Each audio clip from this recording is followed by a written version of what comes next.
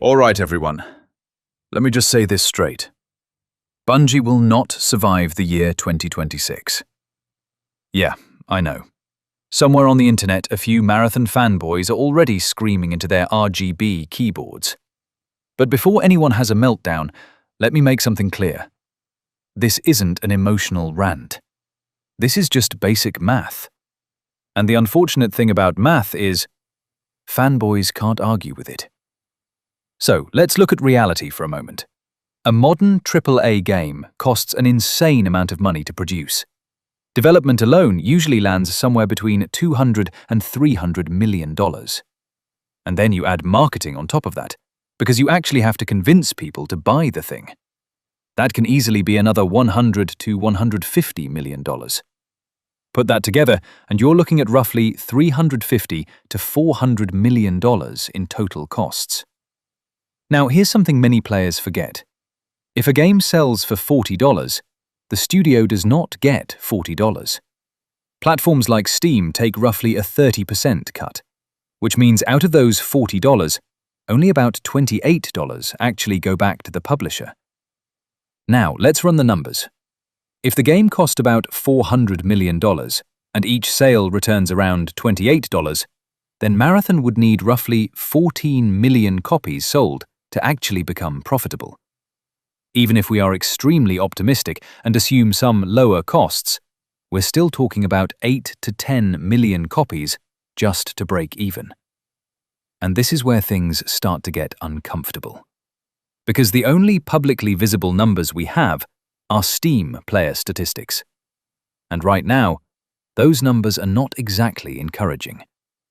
Since launch, the player count has already started to decline. You can clearly see the trend. The player numbers have already dropped by about 30% since launch. And for a live service multiplayer game, that's about as healthy as smoking 3 packs of cigarettes a day. Games like this are supposed to grow in the early weeks.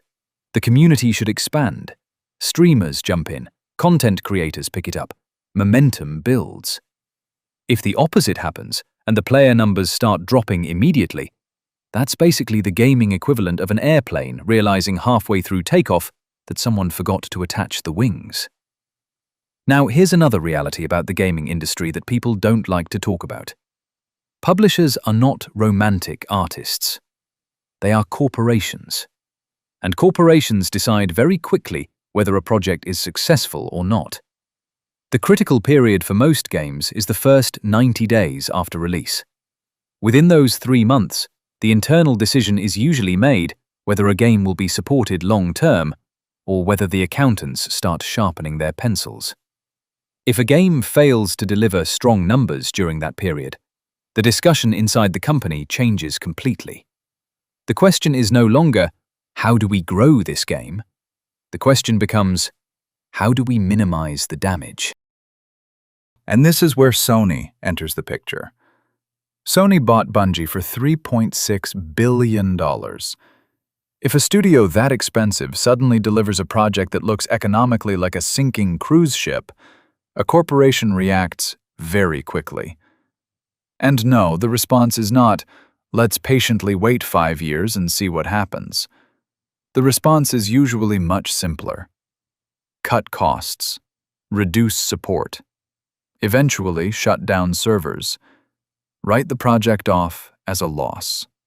Because keeping a live service game running costs money every single day. Developers need salaries, servers need to run, support teams need to exist. If the project has no realistic chance of ever becoming profitable, the most economically sensible decision is often brutally simple. Pull the plug. And that's exactly why we're currently seeing something very interesting in gaming media. Suddenly, articles start appearing on sites like PC Gamer and IGN, desperately trying to spin Marathon into a positive story. You'll read things like, "The launch was actually solid," or my personal favorite, "Player numbers aren't really the important metric." Right.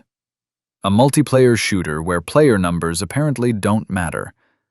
That's about as logical as a restaurant where customers are optional. Or you'll read that the game has a strong foundation for future updates, which basically sounds like someone saying, yes, the house is on fire, but the basement still has a lot of potential. But the real problem lies somewhere else entirely. If a studio believes it can release a AAA game with graphics that many players already find questionable, alienate a large part of the community before launch, make the entry barrier as difficult as possible, and then still expect millions of people to buy it, that's not a tragedy. That's just a miscalculation. Players today have more choices than ever before. If they don't like a game, they simply move on to the next one within minutes. And that brings me back to my original statement. My prediction is simple. Bungie will not survive 2026. Not because I want that to happen, not because I have some personal vendetta, but because the economic signals are pointing exactly in that direction.